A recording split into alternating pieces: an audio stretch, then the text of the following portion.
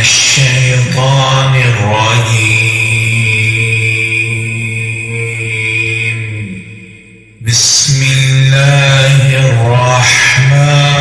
الرحيم.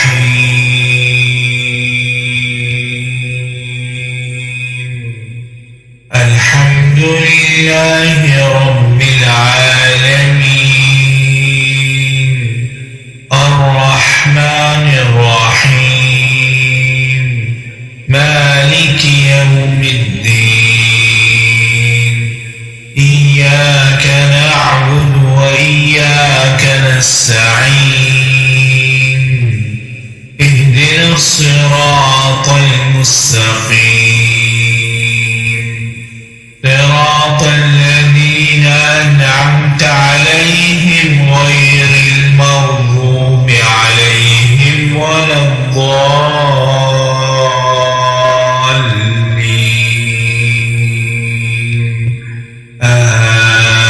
آمين.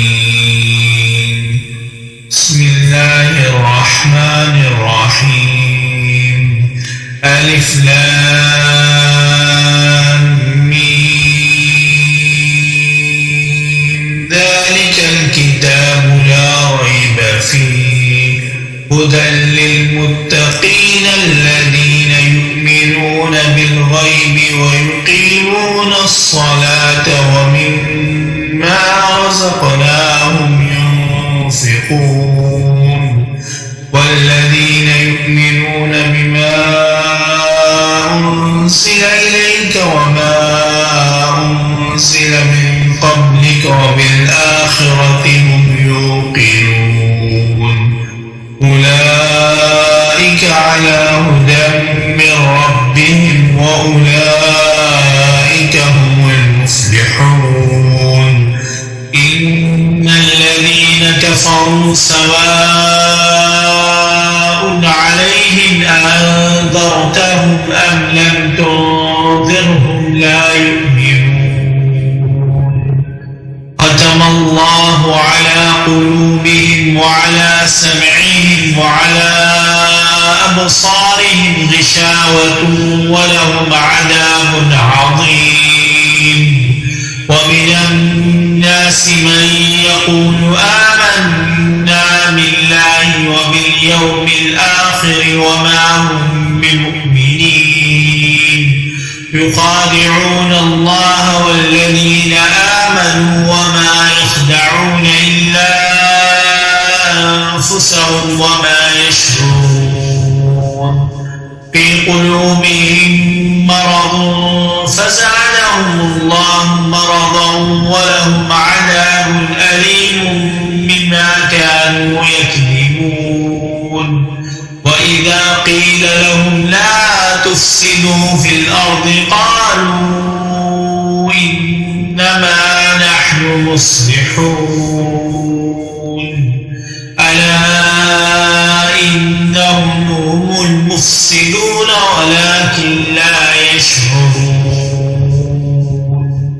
وإذا قيل لهم آمنوا كما آمن الناس قالوا ونؤمن كما آمن السفهاء. ألا إنهم هم السفهاء ولكن لا يعلمون. وإذا لقوا الذين آمنوا قالوا آمنا وإذا خلوا إلى شياطينهم قالوا إنا معكم إنما نحن مستهزئون. الله يستهزئ بهم ويمدهم في طغيانهم يعمهون. أولئك الذين اشتروا الضلالة بالهدى فما ربحت تجارتهم وما كانوا مهتدين. مثلهم كمثل الذي استوقد نارا فلما أضاءت ما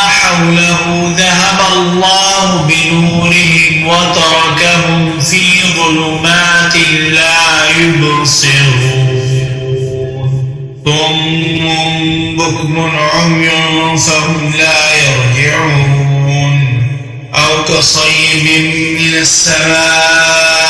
فيه ظلمات ورعد وبرق يجعلون أصابعهم في آذانهم من الصواعق حذر الموت والله محيط بالكافرين يكاد البرق يخطف أبصارهم كلما أضاء لهم مشوا فيه وإذا أظلم عليهم قاموا ولو شاء الله لذهب بسمعهم وأبصارهم إن الله على كل شيء قدير يا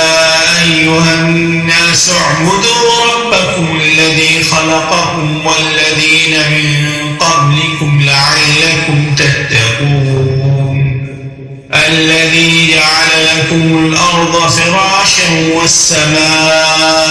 بناء وأنزل من السماء ماء فأخرج به من الثمرات رزقا لكم فلا تجعلوا لله أندادا وأنتم تعلمون وإن كنتم في ريب مما نزلنا على عبدنا فأتوا بصورة من مثله وادعوا شهداءكم من دون الله إن كنتم صادقين فإن لم تفعلوا ولن تفعلوا فاتقوا النار التي وقودها الناس والحجارة أعدت للكافرين وبشر الذين آمنوا وعملوا الصالحات أن لهم جنات تجري من تحتها الأنهار كلما رزقوا منها من ثمرة رزقا قالوا هذا الذي رزقنا من قبل وأتوا به متشابها ولهم فيها أزواج مطهرة وهم فيها خالدون إن الله لا يستحيي أن يضرب مثلا ما بعوضة فما فوقها فأما الذين آمنوا فيعلمون أنه الحق من ربهم وأما الذين كفروا فيقولون ماذا أراد الله بهذا مثلا يضل به كثيرا ويهدي به كثيرا وما يضل به إلا الفاسقين الذين ينقضون عهد الله من بعد ميثاقه ويقطعون ما أمر الله به أن يوصل ويفسدون في الأرض أولئك هم الخاسرون كيف تكفرون بالله وكنتم أمواتا فأحياكم ثم يميتكم ثم يحييكم ثم إليه ترجعون هو الذي خلق لكم ما في الأرض جميعا ثم استوى إلى السماء فسواهن 7 سماوات وهو بكل شيء عليم وإذ قال ربك للملائكة إني جاعل في الأرض خليفة قالوا وتجعل فيها من يفسد فيها ويسفك الدماء ونحن نسبح بحمدك ونقدس لك قال إني أعلم ما لا تعلمون وعلم آدم الأسماء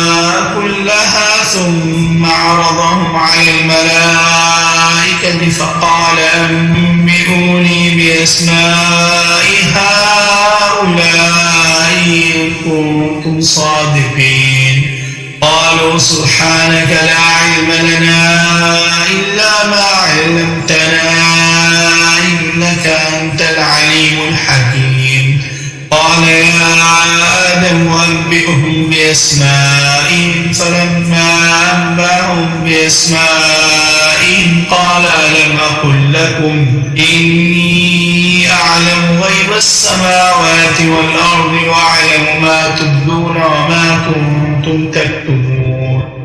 وإذ قلنا للملائكة اسجدوا لآدم فسجدوا إلا إبليس أبى واستكبر وكان من الكافرين وقلنا يا آدم اسكن أنت وزوجك الجنة وكلا منها رغدا حيث شئتما ولا تقربا هذه الشجرة فتكونا من الظالمين فأزلهما الشيطان عنها فأخرجهما مما كانا فيه وقلنا اهبطوا بعضكم لبعض عدو ولكم في الأرض مستقر ومتاع إلى حين فتلقى آدم من ربه كلمات فتاب عليه إنه هو التواب الرحيم قل اهبطوا منها جميعا فإما يأتينكم مني هدى فمن تبع هداي فلا خوف عليهم ولا هم يحزنون والذين كفروا وكذبوا بآياتنا أولئك أصحاب النار هم فيها خالدون يا بني إسرائيل اذكروا نعمتي التي أنعمت عليكم وأوفوا بعهدي أوف بعهدكم وإياي فارهبون وآمنوا بما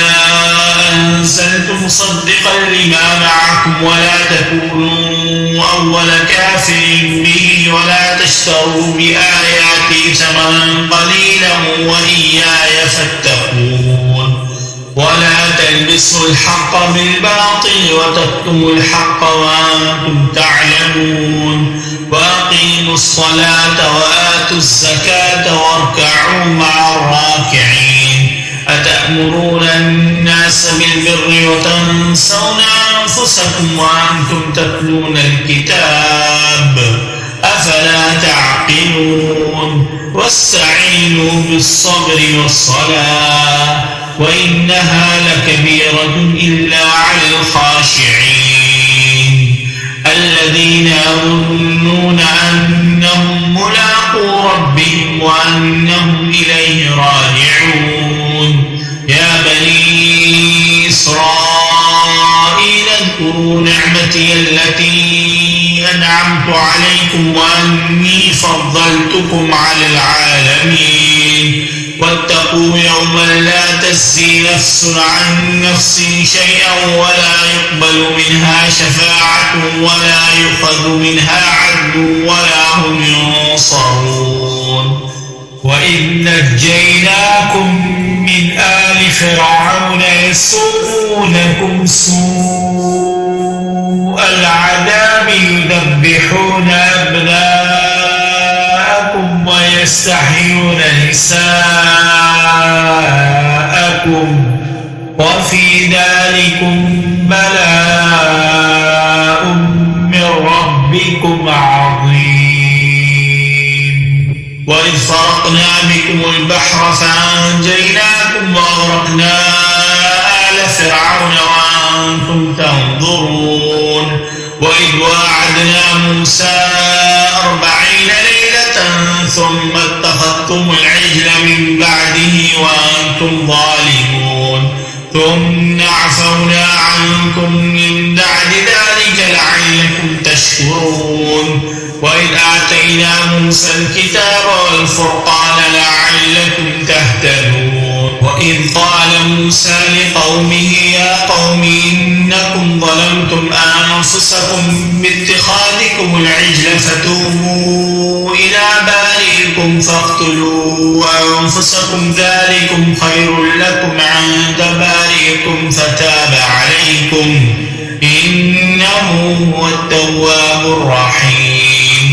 وإذ قلتم يا موسى لن نؤمن لك حتى نرى الله جهرة فأخذتكم الصاعقة وأنتم تنظرون ثم بعثناكم من بعد موتكم لعلكم تشكرون وظللنا عليكم الغمام وأنزلنا عليكم المن والسلوى كلوا من طيبات ما رزقناكم وما ظلمونا ولكن كانوا أنفسهم يظلمون وإذ قلنا ادخلوا هذه القرية فكلوا منها حيث شئتم رغدا وادخلوا الباب سجدا وقولوا حطة نغفر لكم خطاياكم وسنزيد المحسنين فبدل الذين ظلموا قولا غير الذي قيل لهم فأنزلنا على الذين ظلموا رجزا من السماء ما كانوا يفسقون وإذ استسقى موسى لقومه فقلنا اضرب بعصاك الحجر فانفجرت منه 12 عينا قد علم كل ناس مشربهم كلوا واشربوا من رزق الله ولا تعثوا في الأرض مفسدين وإذ قلتم يا موسى لن نصبر على طعام واحد فادع لنا ربك يخرج لنا مما تنبت الأرض من بقلها وقثائها وفومها وعدسها وبصلها قال تستبدلون الذي هو أدنى بالذي هو خير اهبطوا مصرا فإن لكم ما سألتم واضربت عليهم الذلة والمسكنة وباءوا بغضب من الله ذلك بأنهم كانوا يكفرون بآيات الله ويقتلون النبيين بغير الحق ذلك بما عصوا وكانوا يعتدون إن الذين آمنوا والذين هادوا والنصارى والصابئين من آمن بالله واليوم الآخر وعمل صالحا فلهم أجرهم عند ربهم ولا خوف عليهم ولا هم يحزنون وإذ أخذنا ميثاقكم ورفعنا فوقكم الطور خذوا ما آتيناكم بقوة واذكروا ما فيه لعلكم تتقون ثم توليتم من بعد ذلك فلولا فضل الله عليكم ورحمته لكنتم من الخاسرين ولقد علمتم الذين اعتدوا منكم في السبت فقلنا لهم كونوا قردة خاسئين فجعلناها نكالا لما بين يديها وما خلفها وموعظة للمتقين وإذ قال موسى لقومه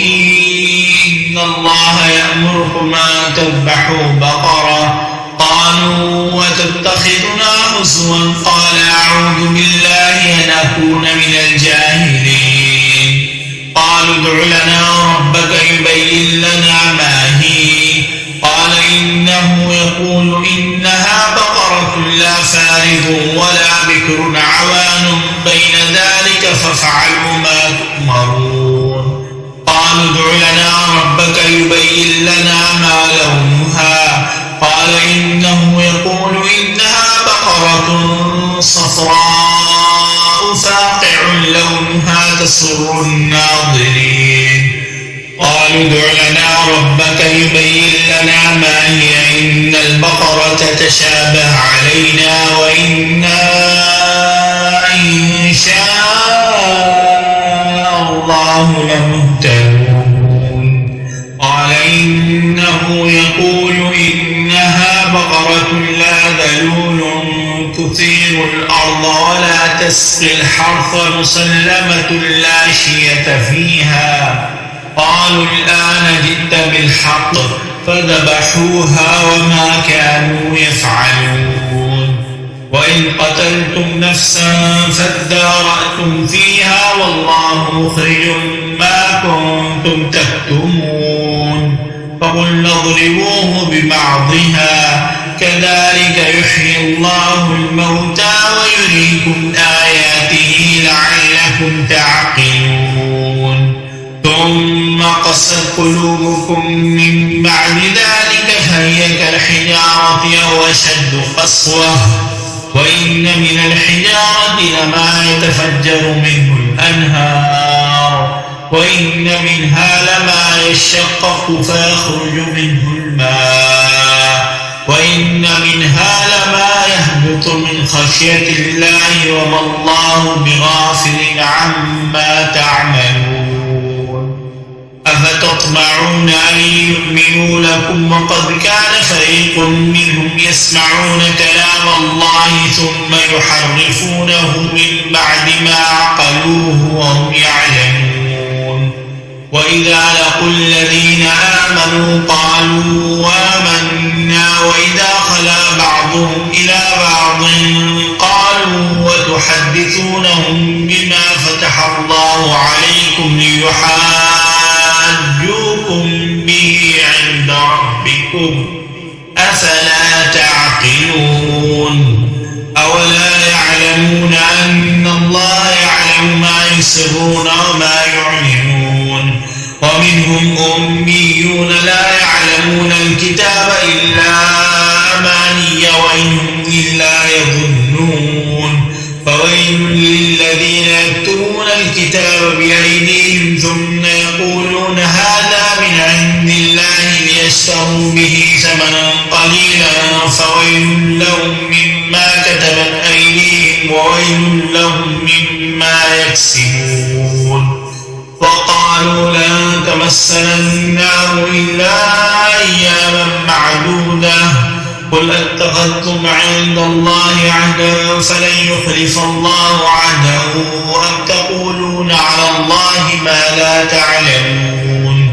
بلى من كسب سيئة وحاطت به خطيئته فأولئك أصحاب النار هم فيها خالدون والذين آمنوا وعملوا الصالحات أولئك أصحاب الجنة هم فيها خالدون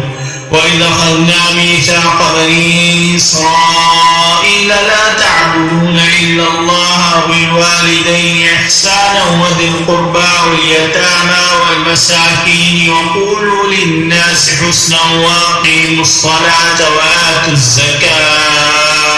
ثم توليتم إلا قليلا منكم وأنتم معرضون وإذا أخذنا ميثاقكم لا تسفكون دماءكم ولا تخرجون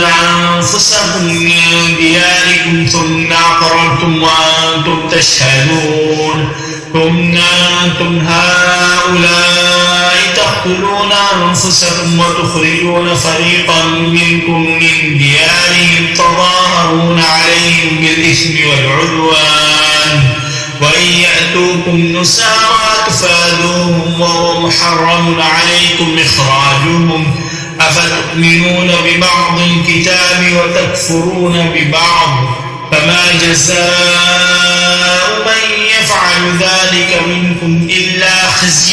في الحياة الدنيا ويوم القيامة يردون إلى أشد العذاب وما الله بغافل عما تعملون أولئك الذين اشتروا الحياة الدنيا بالآخرة فلا يخفف عنهم العذاب ولا هم ينصرون ولقد آتينا موسى الكتاب وقفينا من بعده بالرسل وآتينا عيسى ابن مريم البينات وأيدناه بروح القدس أفكلما جاءكم رسول بما لا تهوى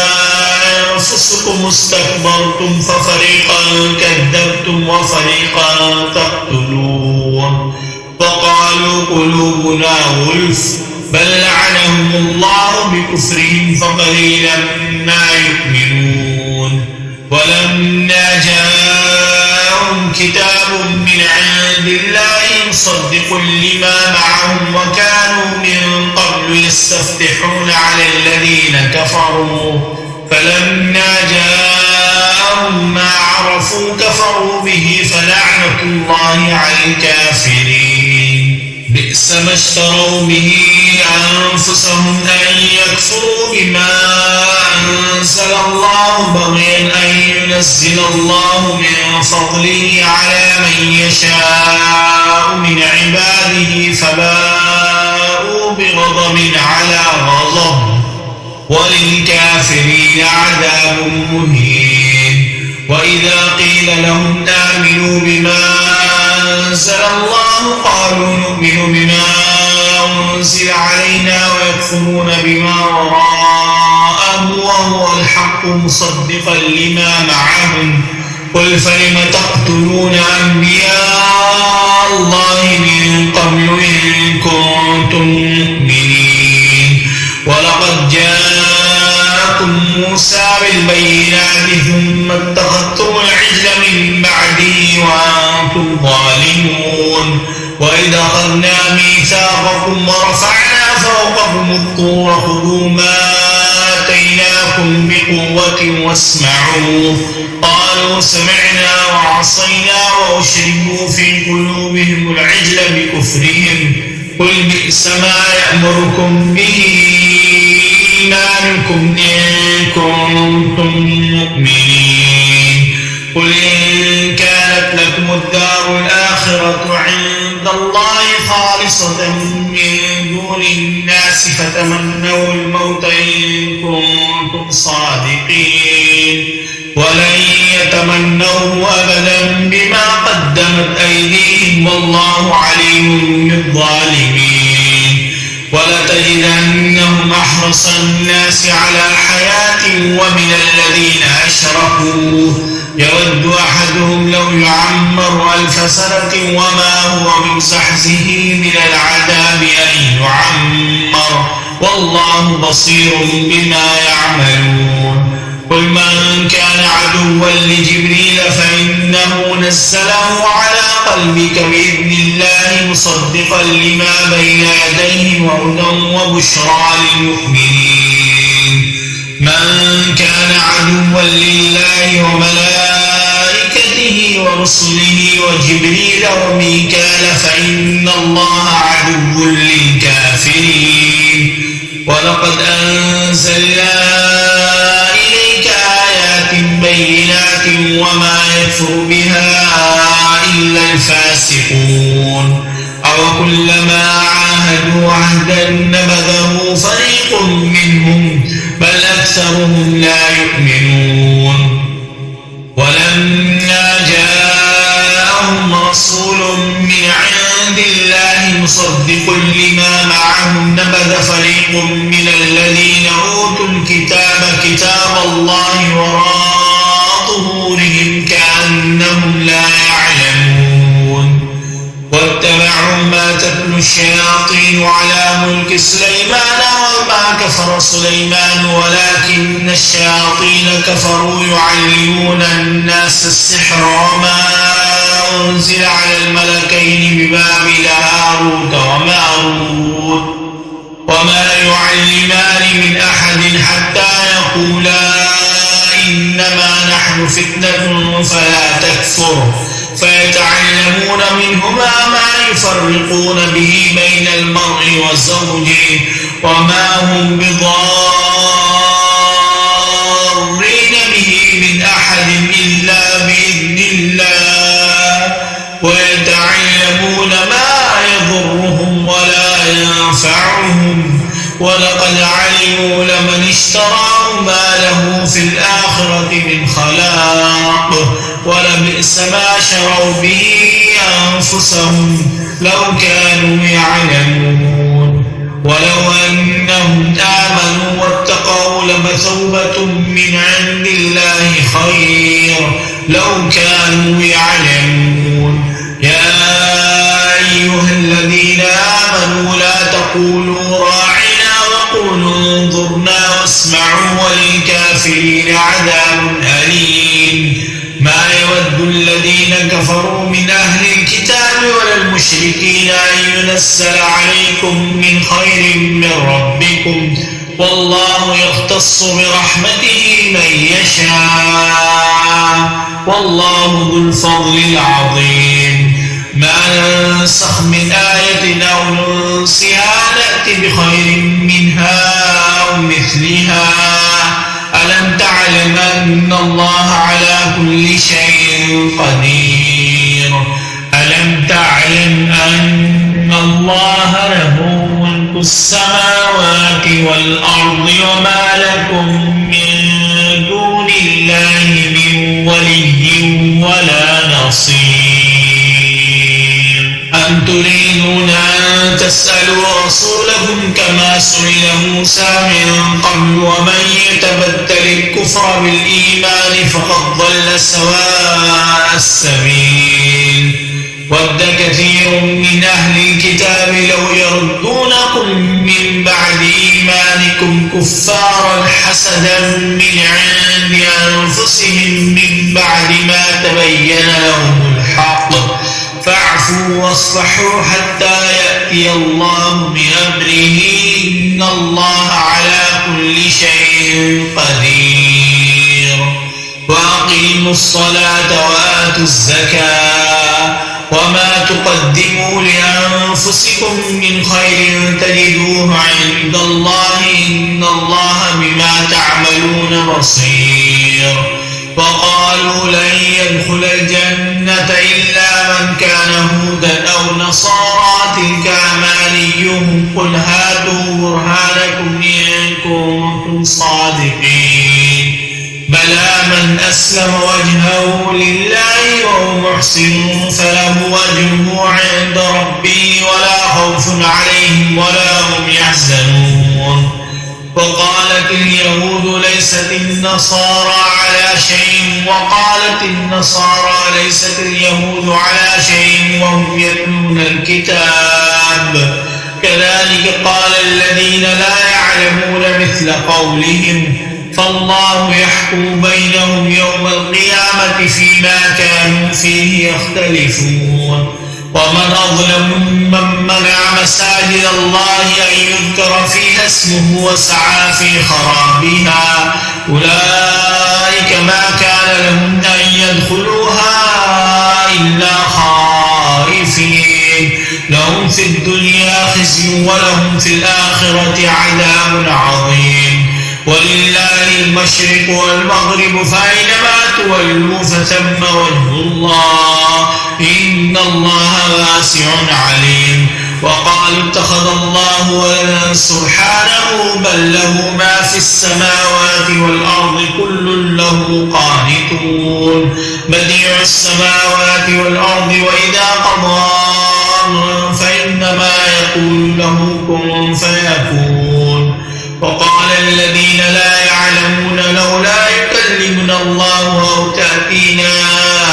آية كذلك قال الذين من قبلهم مثل قولهم تشابهت قلوبهم قد بينا الآيات لقوم يوقنون إنا أرسلناك بالحق بشيرا ونذيرا ولا تسأل عن أصحاب الجحيم ولن ترضى عنك اليهود ولا النصارى حتى تتبع ملتهم قل إن هدى الله هو الهدى ولن اتبعت أهواءهم بعد الذي جاءك من العلم ما لك من الله من ولي ولا نصير الذين آتيناهم الكتاب يتلونه حق تلاوته أولئك يؤمنون به ومن يكفر به فأولئك هم الخاسرون يا بني إسرائيل اذكروا نعمتي التي أنعمت عليكم وأني فضلتكم على العالمين واتقوا يوما لا تجزي نفس عن نفس شيئا ولا يقبل منها عدل ولا تنفعها شفاعة ولا هم ينصرون وإذ ابتلى إبراهيم ربه بكلمات فأتمهن قال إني جاعلك للناس إماما قال ومن ذريتي قال لا ينال عهد الظالمين وإذ وإذ جعلنا البيت مثابة للناس وأمنا واتخذوا من مقام إبراهيم مصلى وعهدنا إلى إبراهيم وإسماعيل أن طهرا بيتي للطائفين والعاكفين والركع السجود. وإذ قال إبراهيم رب اجعل هذا بلدا آمنا وارزق أهله من الثمرات من آمن منهم بالله واليوم الآخر قال ومن كفر فأمتعه قليلا ثم أضطره إلى عذاب النار وبئس المصير. وإذ يرفع إبراهيم القواعد من البيت وإسماعيل ربنا تقبل منا إنك أنت السميع العليم ربنا واجعلنا مسلمين لك ومن ذريتنا أمة مسلمة لك وارنا مناسكنا وتب علينا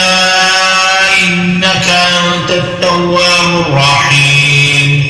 ربنا وابعث فيهم رسولا منهم يتلو عليهم آياتك ويعلمهم الكتاب والحكمة ويزكيهم إنك أنت العزيز الحكيم. ومن يرغب عن ملة إبراهيم إلا من سفه نفسه ولقد اصطفيناه في الدنيا وإنه في الآخرة لمن الصالحين. إذ قال له ربه أسلم قال أسلمت لرب العالمين. ووصى بها إبراهيم بنيه ويعقوب يا بني إن الله اصطفى لكم الدين فلا تموتن إلا وأنتم مسلمون. أم كنتم شهداء إذ حضر يعقوب الموت إذ قال لبنيه ما تعبدون من بعدي قالوا نعبد إلهك وإله آبائك إبراهيم وإسماعيل وإسحاق إلها واحدا ونحن له مسلمون. تلك أمة قد خلت لها ما كسبت ولكم ما كسبتم ولا تسألون عما كانوا يعملون. وقالوا كونوا هودا أو نصارى تهتدوا قل بل ملة إبراهيم حنيفا وما كان من المشركين. قولوا آمنا بالله وما أنزل إلينا وما أنزل إلى إبراهيم وإسماعيل وإسحاق ويعقوب والأسباط وما أوتي موسى وعيسى وما أوتي النبيون من ربهم لا نفرق بين أحد منهم ونحن له مسلمون. فإن آمنوا بمثل ما آمنتم به فقد اهتدوا وإن تولوا فإنما هم في شقاق فسيكفيكهم الله وهو السميع العليم. صبغة الله ومن أحسن من الله صبغة ونحن له عابدون. قل أتحاجوننا في الله وهو ربنا وربكم ولنا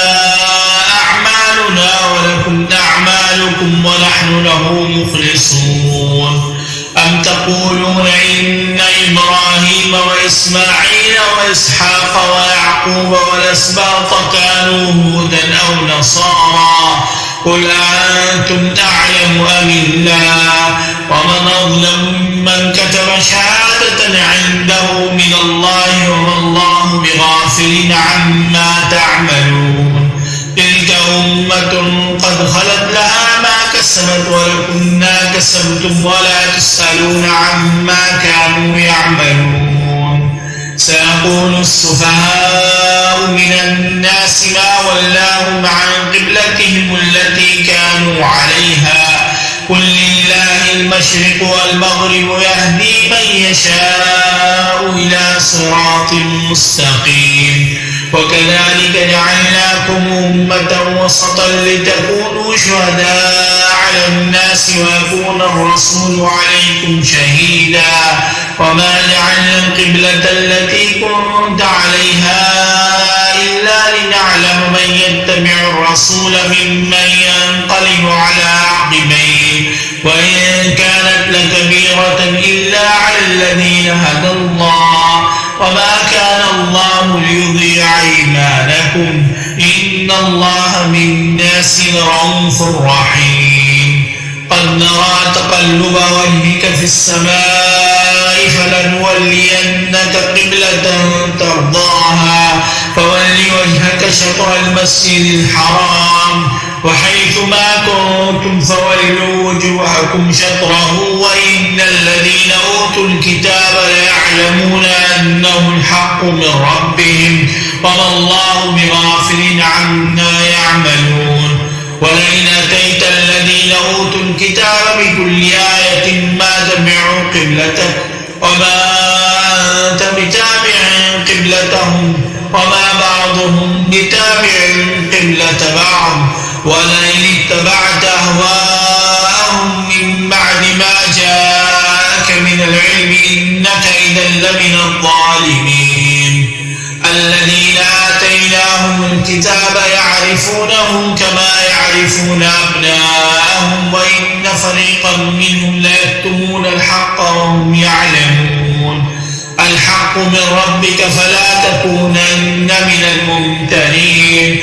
ولكل وجهة هو موليها فاستبقوا الخيرات أينما تكونوا يأتي بكم الله جميعا إن الله على كل شيء قدير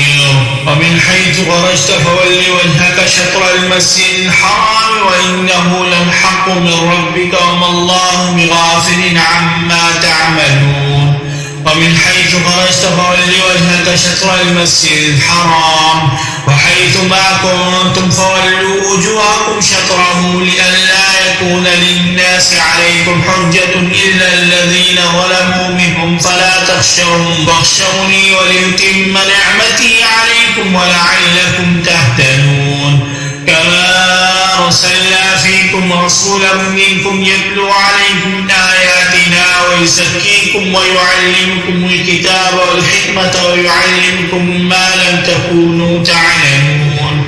فاذكروني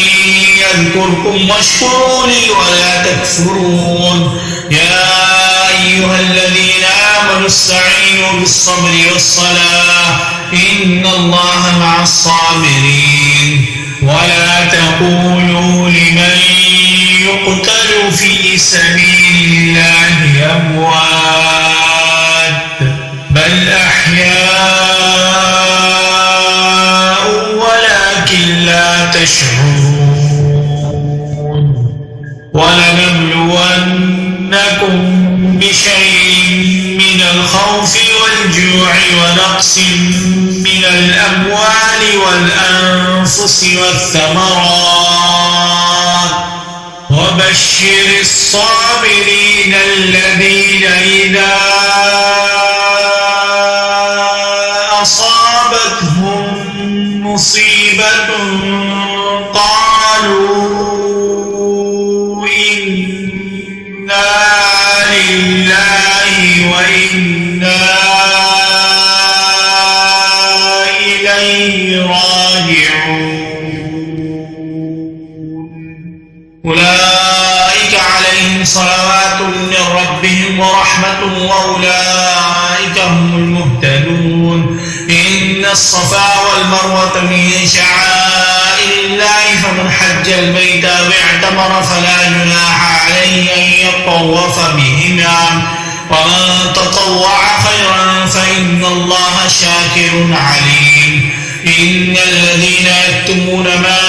أنزلنا من البينات والهدى من بعد ما بيناه للناس في الكتاب أولئك يلعنهم الله ويلعنهم اللاعنون إلا الذين تابوا وأصلحوا وبينوا فأولئك أتوب عليهم وأنا التواب الرحيم إن الذين كفروا وماتوا وهم كفار أولئك عليهم لعنة الله والملائكة والناس أجمعين خالدين فيها لا يخفف عنهم العذاب ولا هم ينظرون وإلهكم إله واحد لا إله إلا هو الرحمن الرحيم إن في خلق السماوات والأرض واختلاف الليل والنهار والفلك التي تجري في البحر بما ينفع الناس وما أنزل الله من السماء من ماء فأحيا به الأرض بعد موتها وبث فيها من كل دابة وتصريف الرياح والسحاب المسخر بين السماء والأرض لآيات لقوم يعقلون ومن الناس من يتخذ من دون الله أندادا يحبونهم كحب الله والذين آمنوا أشد حبا لله ولو يرى الذين ظلموا إذ يرون العذاب أن القوة لله جميعا وأن الله شديد العذاب إذ تبرأ الذين اتبعوا من الذين اتبعوا ورأوا العذاب وتقطعت بهم الأسباب وقال الذين اتبعوا لو أن لنا كرة فنتبرأ منهم كما تبرأوا منا كذلك يريهم الله أعمالهم حسرات عليهم وما هم بخارجين من النار يا أيها الناس كلوا مما في الأرض حلالا طيبا ولا تتبعوا خطوات الشيطان إنه لكم عدو مبين إنما يأمركم بالسوء والفحشاء وأن تقولوا على الله ما لا تعلمون وإذا قيل لهم اتبعوا ما أنزل الله قالوا بل نتبع ما ألفينا عليه آباءنا أولو كان آباؤهم لا يعقلون شيئا ولا يهتدون ومثل الذين كفروا كمثل الذي ينعق بما لا يسمع إلا دعاء ونداء ثم بكم عمي فهم لا يعقلون يا أيها الذين آمنوا كلوا من طيبات ما رزقناكم واشكروا لله إن كنتم إياه تعبدون إنما حرم عليكم الميتة والدم ولحم الخنزير وما أهل به لغير الله فمن اضطر غير باغ ولا عاد فلا إثم عليه إن الله غفور رحيم إن الذين يكتمون ما أنزل الله من الكتاب ويشترون به ثمنا قليلا أولئك ما يأكلون في بطونهم إلا النار ولا يكلمهم الله يوم القيامة ولا يزكيهم ولهم عذاب أليم أولئك الذين اشتروا الضلالة بالهدى والعذاب بالمغفرة فما أصبرهم على النار ذلك بأن الله نزل الكتاب بالحق وإن الذين اختلفوا في الكتاب لفي شقاق بعيد ليس البر أن تولوا وجوهكم قبل المشرق والمغرب ولكن البر من آمن بالله واليوم الآخر والملائكة والكتاب والنبيين وآتى المال على حبه ذوي القربى واليتامى والمساكين وابن السبيل والسائلين وفي الرقاب وأقام الصلاة وآتى الزكاة والموفون بعهدهم إذا عاهدوا والصابرين في البأساء والضراء وحين البأس أولئك الذين صدقوا وأولئك هم المتقون يا أيها الذين آمنوا كتب عليكم القصاص في القتلى الحر بالحر والعبد بالعبد والأنثى بالأنثى ومن عفي له من أخيه شيء فاتباع بالمعروف وأداء إليه بإحسان ذلك تخفيف من ربكم ورحمة فمن اعتدى بعد ذلك فله عذاب أليم ولكم في القصاص حياة يا أولي الألباب لعلكم تتقون كتب عليكم إذا حضر أحدكم الموت إن ترك خيرا الوصية للوالدين والأقربين بالمعروف حقا على المتقين فمن بدله بعدما سمعه فإنما إثمه على الذين يبدلونه إن الله سميع عليم فمن خاف من موص جنفا أو إثما فأصلح بينهم فلا إثم عليه إن الله غفور رحيم يا أيها الذين آمنوا كتب عليكم الصيام كما كتب على الذين من قبلكم لعلكم تتقون أياما معدودات فمن كان منكم مريضا أو على سفر فعدة من أيام أخر وعلى الذين يطيقونه فدية طعام مسكين فمن تطوع خيرا فهو خير له وأن تصوموا خير لكم إن كنتم تعلمون شهر رمضان الذي أنزل فيه القرآن هدى للناس وبينات من الهدى والفرقان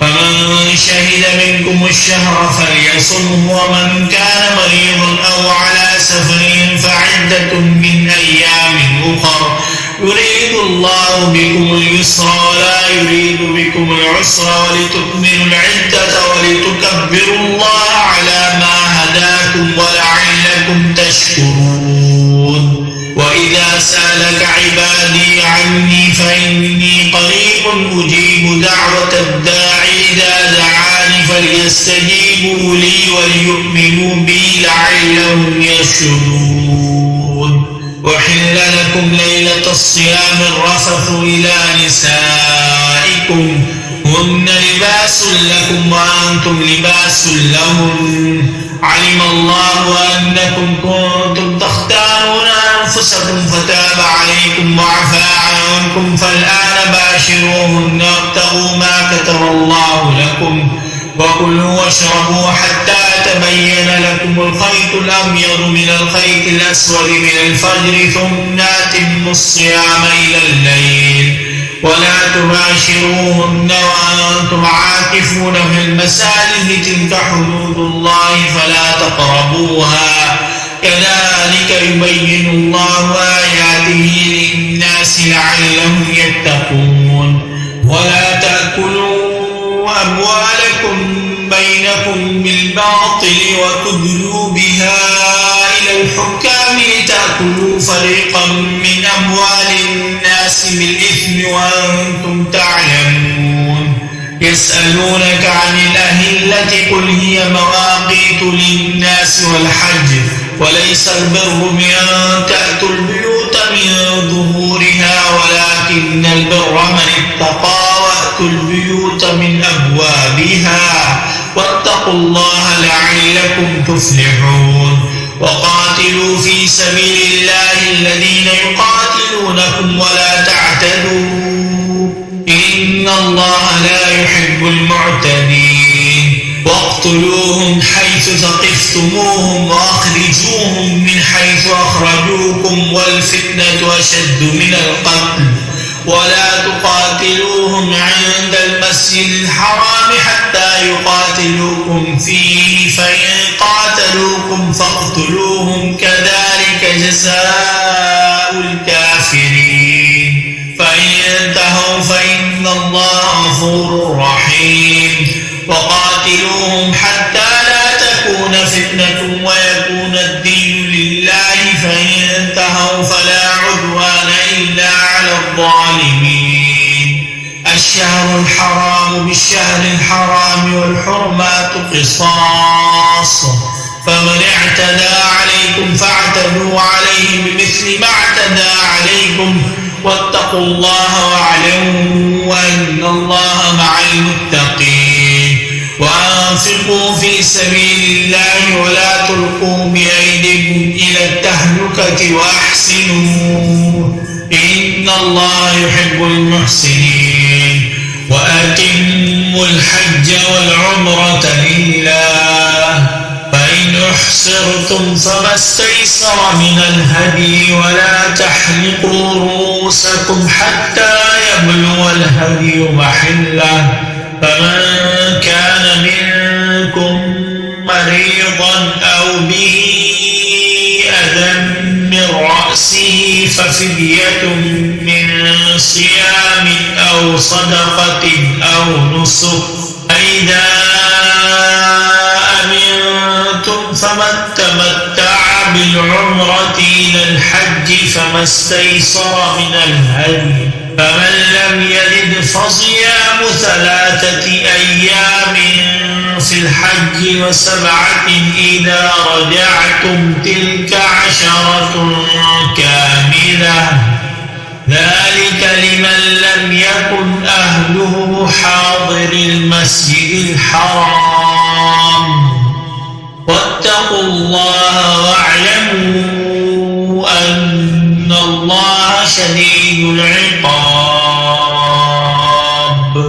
الحج أشهر معلومات فمن فرض فيهن الحج فلا رفث ولا فسوق ولا جدال في الحج وما تفعلوا من خير يعلمه الله وتزودوا فإن خير الزاد التقوى واتقون يا أولي الألباب ليس عليكم جناح أن تبتغوا فضلا من ربكم فإذا أفضتم من عرفات فاذكروا الله عند المشعر الحرام واذكروه كما هداكم وإن كنتم من قبله لمن الضالين ثم أفيضوا من حيث أفاض الناس واستغفروا الله إن الله غفور رحيم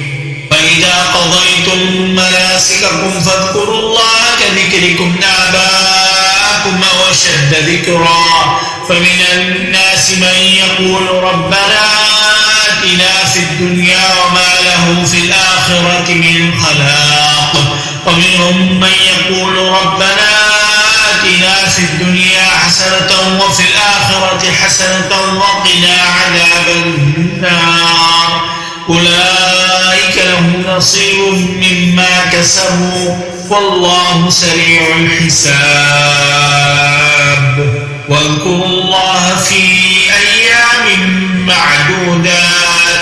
فمن تعجل في يومين فلا إثم عليه ومن تأخر فلا إثم عليه لمن اتقى واتقوا الله واعلموا أنكم إليه تحشرون ومن الناس من يعجبك قوله في الحياة الدنيا ويشهد الله على ما في قلبه وهو لد الخصام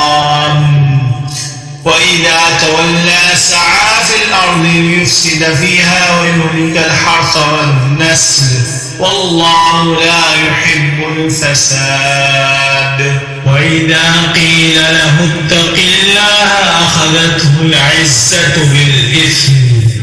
فحسبه جهنم ولبئس المهاد ومن الناس من يشري نفسه ابتغاء مرضات الله والله رؤوف بالعباد يا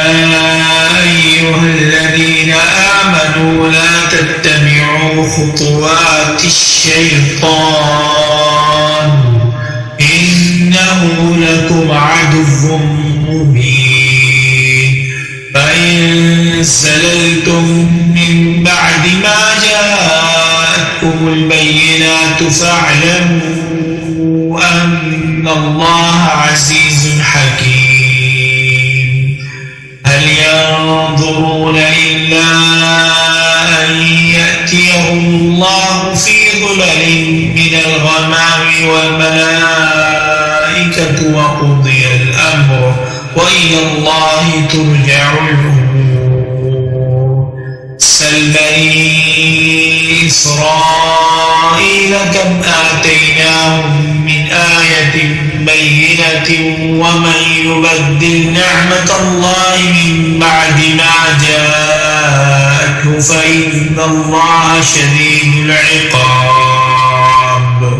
زين للذين كفروا الحياة الدنيا ويسخرون من الذين آمنوا والذين اتقوا فوقهم يوم القيامة والله يرزق من يشاء بغير حساب. كان الناس أمة واحدة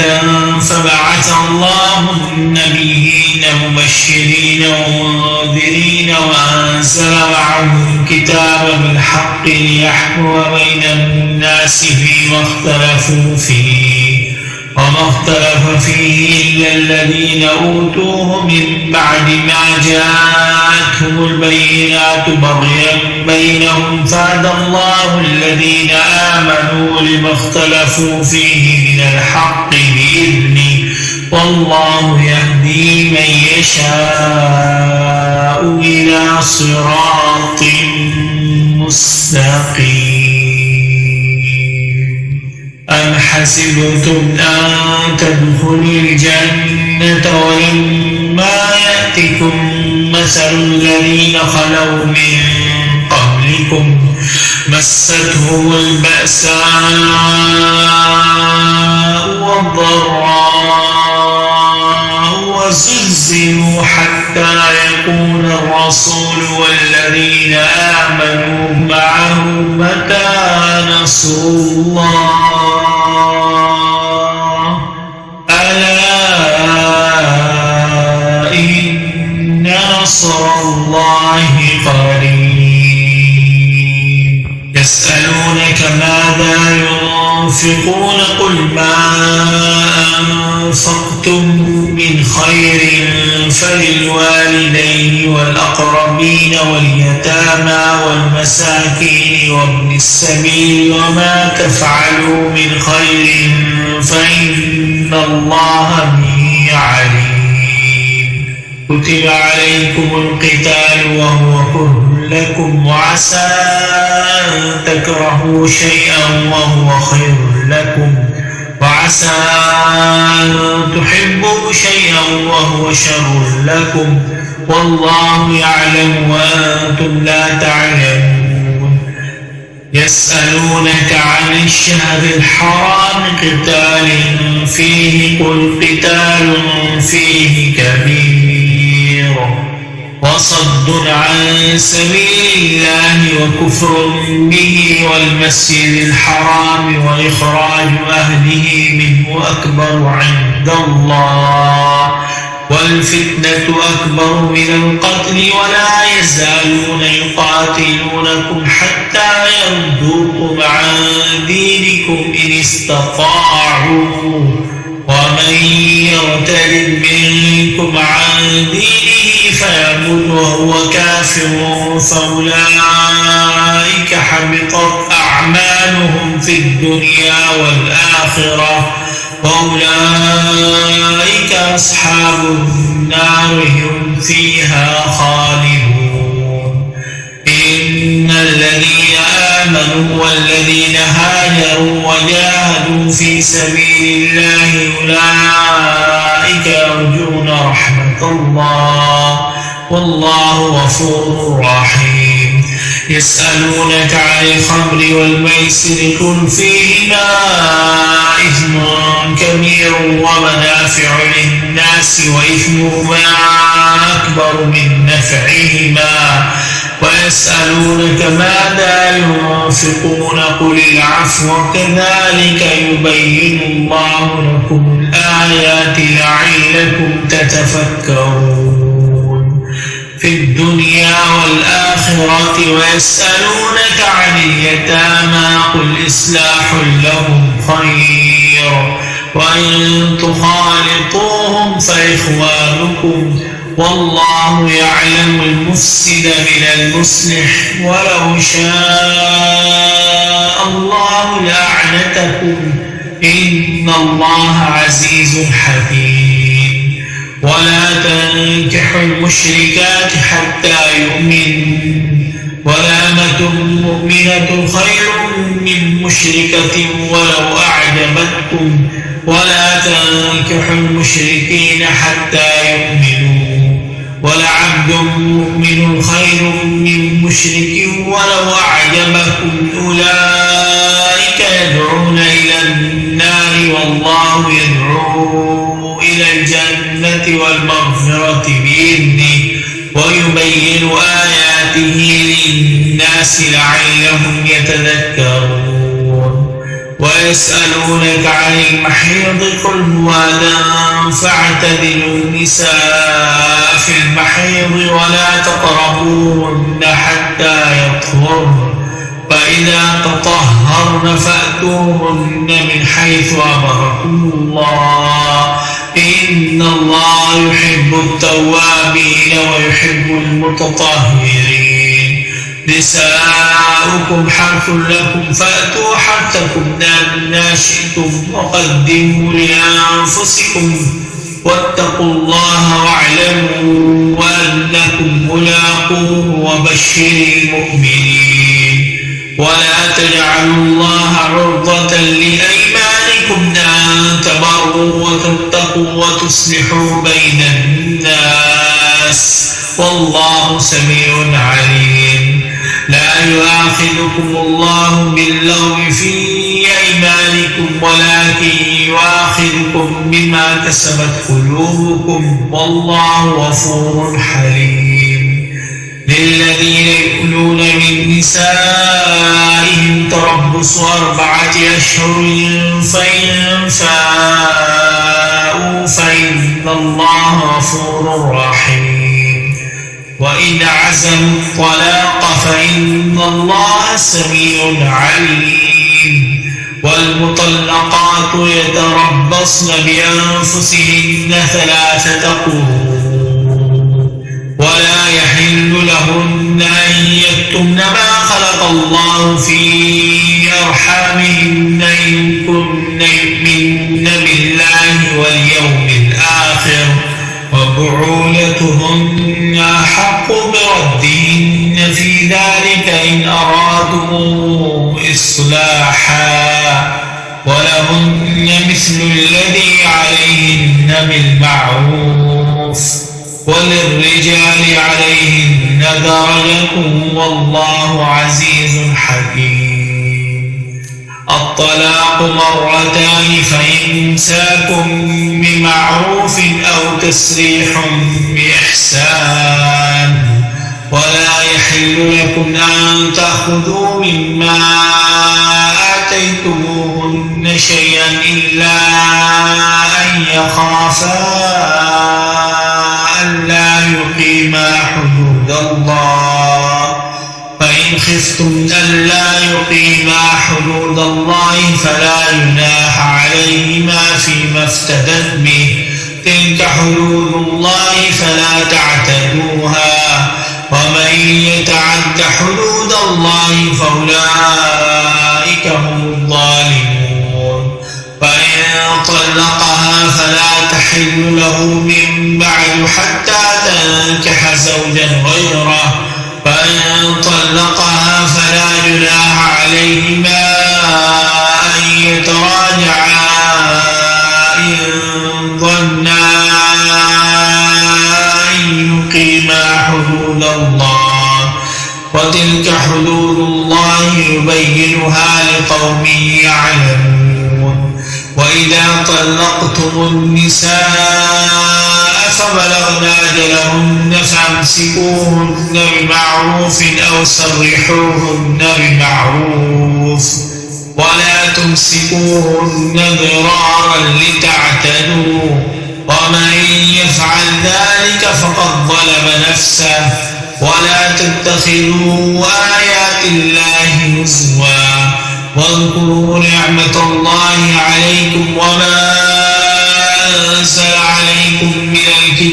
والحكمة يعظكم به واتقوا الله واعلموا أن الله بكل شيء عليم. وإذا طلقتم النساء فبلغن أجلهن فلا تعضلوهن أن ينكحن أزواجهن إذا تراضوا بينهم بالمعروف ذلك يوعظ به من كان منكم يؤمن بالله واليوم الآخر ذلكم أزكى لكم وأطهر والله يعلم وأنتم لا تعلمون. والوالدات يرضعن أولادهن حولين كاملين لمن أراد أن يتم الرضاعة وعلى المولود له رزقهن وكسوتهن بالمعروف لا تكلف نفس إلا وسعها لا تضار والدة بولدها ولا مولود له بولده وعلى الوارث مثل ذلك فإن أرادا فصالا عن تراض منهما وتشاور فلا جناح عليهما. وإن أردتم أن تسترضعوا أولادكم فلا جناح عليكم إذا سلمتم ما آتيتم بالمعروف واتقوا الله واعلموا أن الله بما تعملون بصير. والذين يتوفون منكم ويذرون أزواجا يتربصن بأنفسهن 4 أشهر و10 فإذا بلغن أجلهن فلا جناح عليكم فيما فعلن في أنفسهن بالمعروف والله بما تعملون خبير. ولا جناح عليكم فيما عرضتم به من خدمة النساء أو أكننتم في أنفسكم علم الله أنكم ستذكرونهن ولكن لا تواعدوهن سرا إلا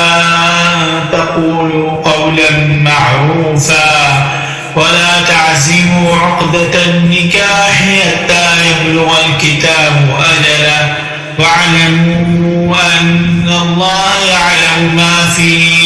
أنفسكم فاحذروه واعلموا أن الله غفور حليم. لا جناح عليكم إن طلقتم النساء ما لم تمسوهن أو تفرضوا لهن فريضة ومتعوهن على الموسع قدره وعلى المقتر قدره متاعا بالمعروف حقا على المحسنين. وإن طلقتموهن من قبل أن تمسوهن وقد فرضتم لهن فريضة فنصف ما فرضتم إلا أن يعفون أو يعفو الذي بيده عقدة النكاح وأن تعفوا أقرب للتقوى ولا تنسوا الفضل بينكم إن الله بما تعملون بصير. حافظوا على الصلوات والصلاة الوسطى وقوموا لله قانتين. فإن خفتم فرجالا أو ركبانا فإذا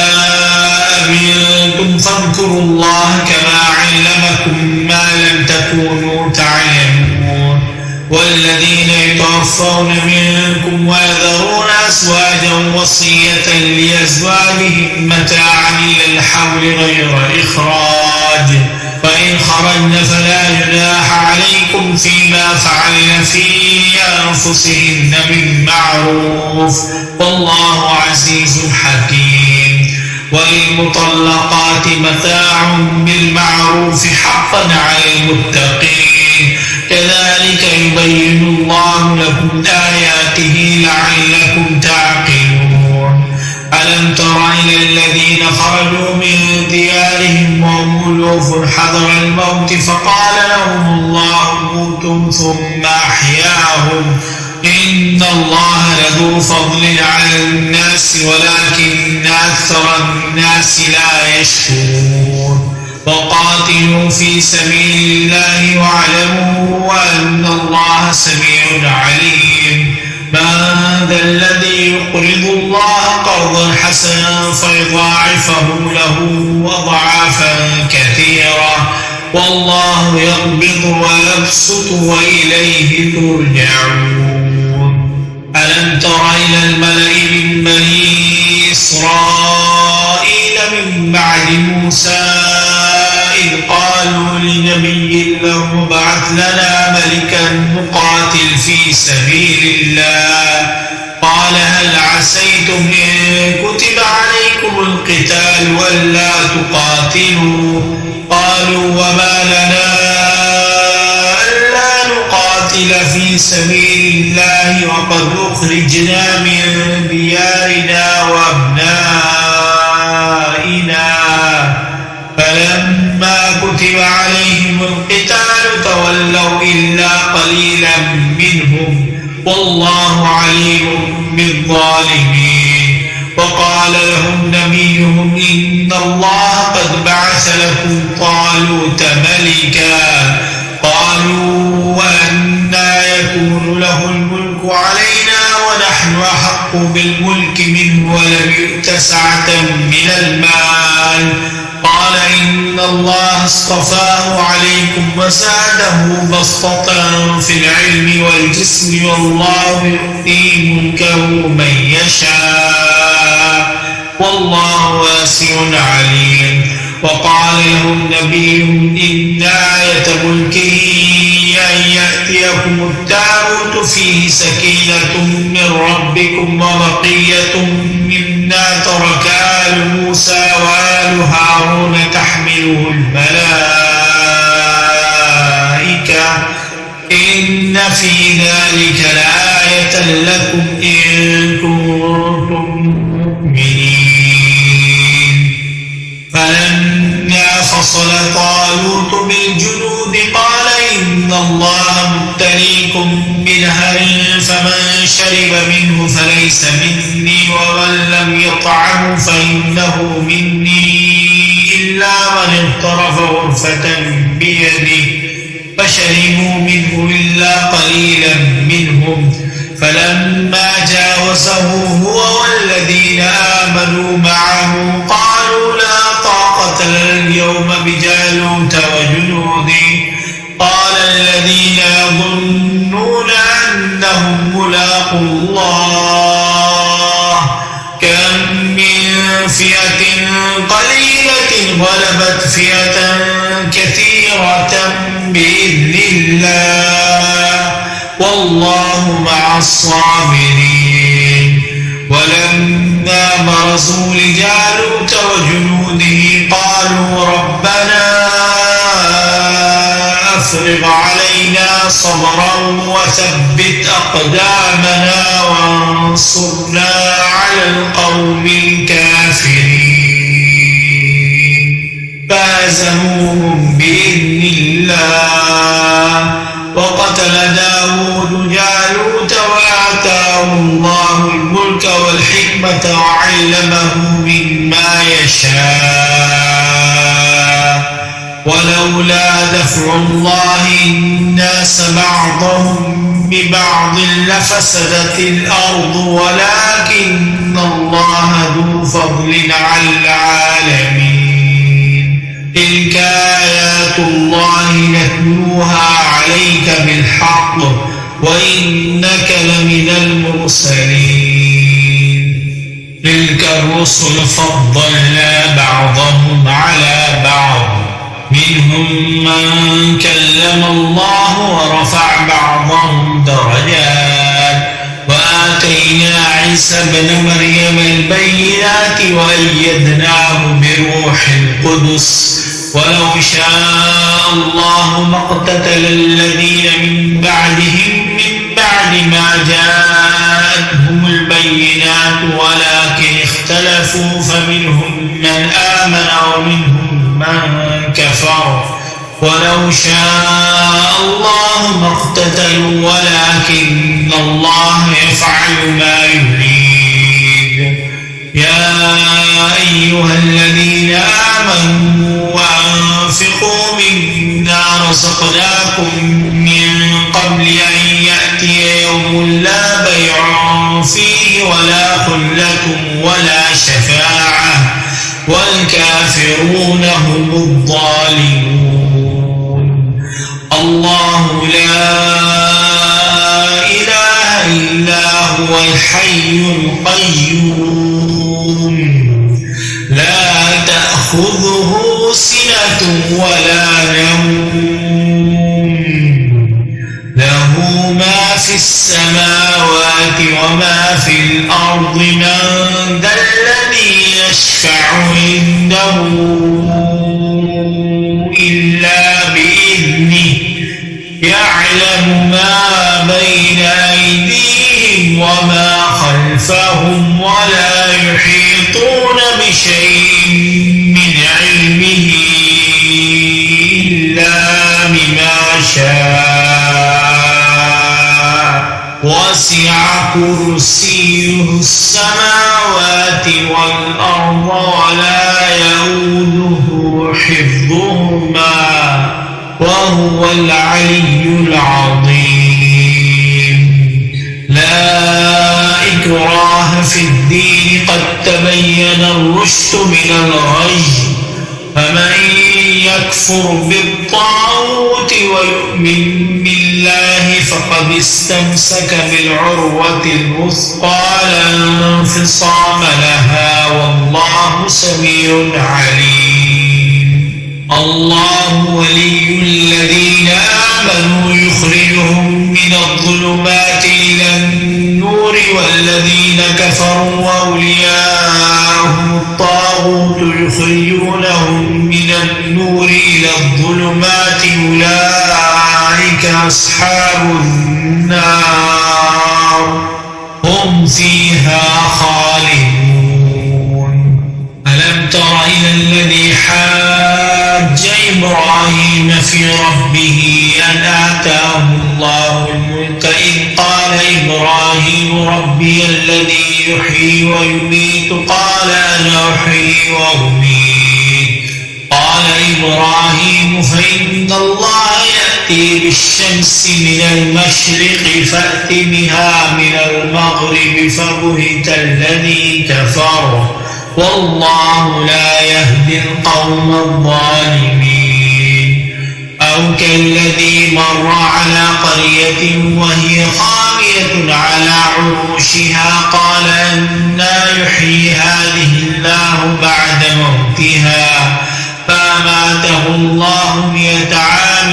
ثم بعثه قال كم لبثت قال لبثت يوما أو بعض يوم قال بل لبثت 100 عام فانظر إلى طعامك وشرابك لم يتسنه وانظر إلى حمارك ولنجعلك آية للناس وانظر إلى العظام كيف ننشزها ثم نكسوها لحما فلما تبين له قال أعلم أن الله على كل شيء قدير. وإن قال إبراهيم ربي أرني كيف تحيي الموتى قال أولم تؤمن قال بلى ولكن ليطمئن قلبي قال فخذ 4 من الطير فصرهن إليك ثم اجعل على كل جبل منهن جزءا ثم ادعهن يأتينك سعيا واعلم أن الله عزيز حكيم. مثل الذين ينفقون أموالهم في سبيل الله كمثل حبة أنبتت 7 سنابل في كل سنبلة 100 حبة والله يضاعف لمن يشاء والله واسع عليم. الذين ينفقون أموالهم في سبيل الله ثم لا يتبعون ما أنفقوا أنفقوا منا ولا أذى لهم أجرهم عند ربهم ولا خوف عليهم ولا هم يحزنون قول معروف ومغفرة خير من صدقة يتبعها أذى والله غني حليم يا أيها الذين آمنوا لا تبطلوا صدقاتكم بالمن والأذى كالذي ينفق ماله رياء الناس ولا يؤمن بالله واليوم الآخر فمثله كمثل صفوان عليه تراب فأصابه وابل فتركه صلدا لا يقدرون على شيء مما كسبوا والله لا يهدي القوم الكافرين ومثل الذين ينفقون أموالهم ابتغاء مرضات الله وتثبيتا من أنفسهم كمثل جنة بربوة أصابها وابل فآتت أكلها ضعفين فإن لم يصبها وابل فطل والله بما تعملون بصير أيود أحدكم أن تكون له جنة من نخيل وأعناب تجري من تحتها الأنهار له فيها من كل الثمرات وأصابه الكبر وله ذرية ضعفاء فأصابها إعصار فيه نار فاحترقت كذلك يبين الله لكم الآيات لعلكم تتفكرون يا أيها الذين آمنوا أنفقوا من طيبات ما كسبتم ومما أخرجنا لكم من الأرض ولا تيمموا الخبيث منه تنفقون ولستم بآخذه إلا أن تغمضوا فيه واعلموا أن الله غني حميد الشيطان يعدكم الفقر ويأمركم بالفحشاء والله يعدكم مغفرة منه وفضلا والله سميع عليم يؤتي الحكمة من يشاء ومن يؤت الحكمة فقد أوتي خيرا كثيرا وما يذكر إلا أولو الألباب وما أنفقتم من نفقة أو نذرتم من نذر فإن الله يعلمه وما للظالمين من أنصار إن تبدوا الصدقات فنعما هي وإن تخفوها وتؤتوها الفقراء فهو خير لكم ويكفر عنكم من سيئاتكم والله بما تعملون خبير ليس عليك هداهم ولكن الله يهدي من يشاء وما تنفقوا من خير فلأنفسكم وما تنفقون إلا ابتغاء وجه الله وما تنفقوا من خير يوفى إليكم وأنتم لا تظلمون للفقراء الذين احصروا في سبيل الله لا يستطيعون ضربا في الأرض يحسبهم الجاهل أغنياء من التعفف تعرفهم بسيماهم لا يسألون الناس إلحافا وما تنفقوا من خير فإن الله به عليم الذين ينفقون أموالهم بالليل والنهار سرا وعلانية فلهم أجرهم عند ربهم ولا خوف عليهم ولا هم يحزنون الذين يأكلون الربا لا يقومون إلا كما يقوم الذي يتخبطه الشيطان من المس ذلك بأنهم قالوا إنما البيع مثل الربا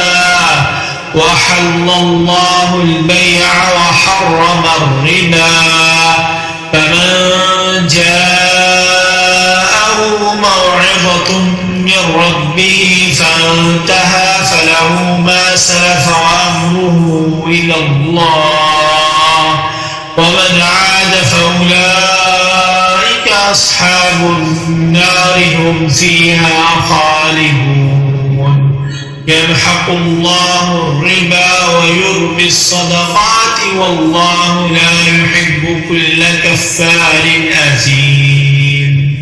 إن الذين آمنوا وعملوا الصالحات وأقاموا الصلاة وآتوا الزكاة لهم أجرهم عند ربهم ولا خوف عليهم ولا هم يحزنون يا أيها الذين آمنوا اتقوا الله وذروا ما بقي من الربا إن كنتم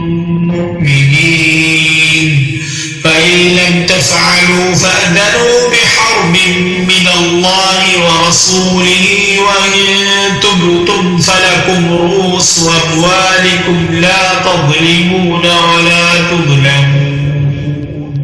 وإن كان ذو عسرة فنظرة إلى ميسرة وأن تصدقوا خير لكم إن كنتم تعلمون واتقوا يوما ترجعون فيه إلى الله ثم توفى كل نفس ما كسبت وهم لا يظلمون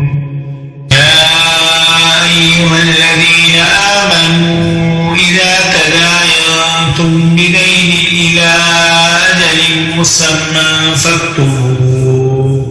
وليكتب بينكم كاتب بالعدل ولا يأب كاتب أن يكتب كما علمه الله فليكتب وليملي الذي عليه الحق وليتق الله ربه ولا يبخس منه شيئا فإن كان الذي عليه الحق سفيها أو ضعيفا أو لا يستطيع أن يمل هو فليملل وليه بالعدل واستشهدوا شهيدين من رجالكم فإن لم يكونا رجلين فرجل وامرأتان ممن ترضون من الشهداء أن تضل إحداهما فتذكر إحداهما الأخرى ولا يأبى الشهداء إذا ما دعوا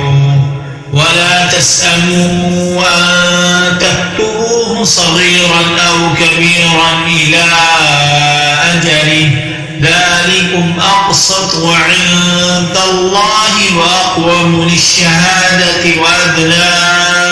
ألا ترتابوا إلا أن تكون تجارة حاضرة تديرونها بينكم فليس عليكم جناح ألا تكتبوها وأشهدوا إذا تبايعتم ولا يضار كاتب ولا شهيد وإن تفعلوا فإنه فسوق بكم واتقوا الله ويعلمكم الله والله بكل شيء عليم وإن كنتم على سفر ولم تجدوا كاتبا فرهان مقبوضة فإن أمن بعضكم بعضا فليؤد الذي اؤتمن أمانته وليتق الله ربه ولا تكتموا الشهادة ومن يكتمها فإنه آثم قلبه والله بما تعملون عليم. لله ما في السماوات وما في الأرض وإن تبدوا ما في أنفسكم أو تخفوه يحاسبكم به الله فيغفر لمن يشاء ويعذب من يشاء والله على كل شيء قدير. آمن الرسول بما أنزل إليه من ربه والمؤمنون كل آمن بالله وملائكته